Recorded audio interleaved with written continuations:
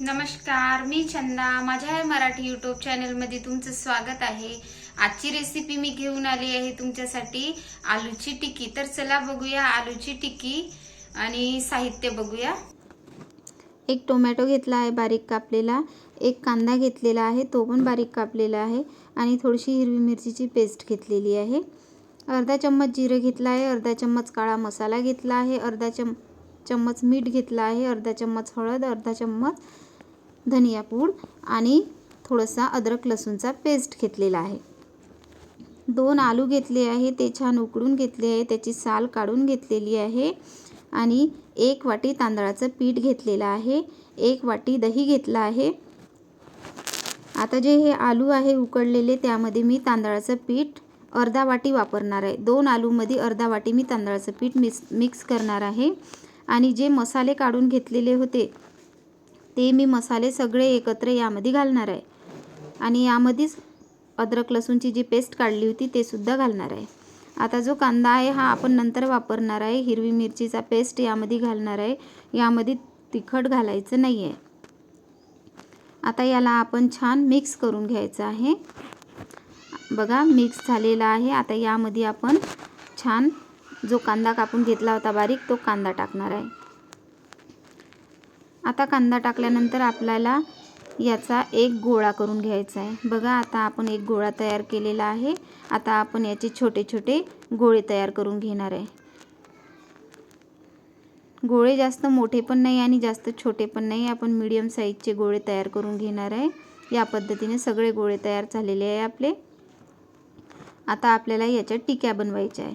तर बघा हाताला थोडंसं तेल लावलेलं आहे आणि एक गोळा हातावर टाकून आपण त्याला प्रेस केला आहे. बघा या पद्धतीने आपल्याला सगळ्या टिक्या करून घ्यायच्या आहे. बघा आपल्या सगळ्या टिक्या आता तयार झालेल्या आहे. आता आपण याला तळून न घेता भाजून काढणार आहे. त्यामुळे आपल्याला तेल पण जास्त लागणार नाही आहे आणि कमी तेलामध्ये छान कुरकुरीत होणार आहे या टिक्या. तुम्ही तळून सुद्धा घेऊ शकता पण मी याला भाजून घेणार आहे. पॅन ठेवलेला आहे. पॅनमुळे काय होतील आपल्याला तेल अगदी कमी प्रमाणात लागतील. तर बघा मी खूप कमी प्रमाणात तेल वापरलेलं आहे. जास्त तेल मी वापरणार नाही आहे आणि पॅन गरम झाल्यानंतर सगळ्या टिक्या यावर सोडून घेणार आहे. तर तुम्हाला जर ही रेसिपी करायची असेल तर तुम्ही एकदा नक्की करून बघा. तुमच्या घरी छोटे मुलं असतील तर ते खूप आवडीने खातील आणि अगदी झटपट होणारी रेसिपी आहे. अगदी 10 मिनिटात रेसिपी तयार होतील. बघा अधूनमधून या पद्धतीनं याला हलवायचे आहे जेणेकरून या टिक्या छान चारही बाजूनी भाजून जातील. बघा कलर किती छान आलेला आहे.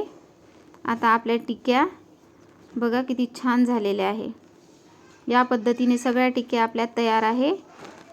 बघा किती छान आणि झटपट बनणारी रेसिपी आहे.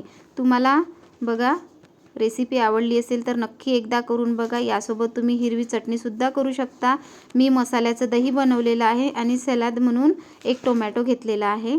तर तुम्हाला जर माझी रेसिपी आवडली असेल तर लाईक करा, शेअर करा आणि कमेंटमध्ये मला सांगा. धन्यवाद.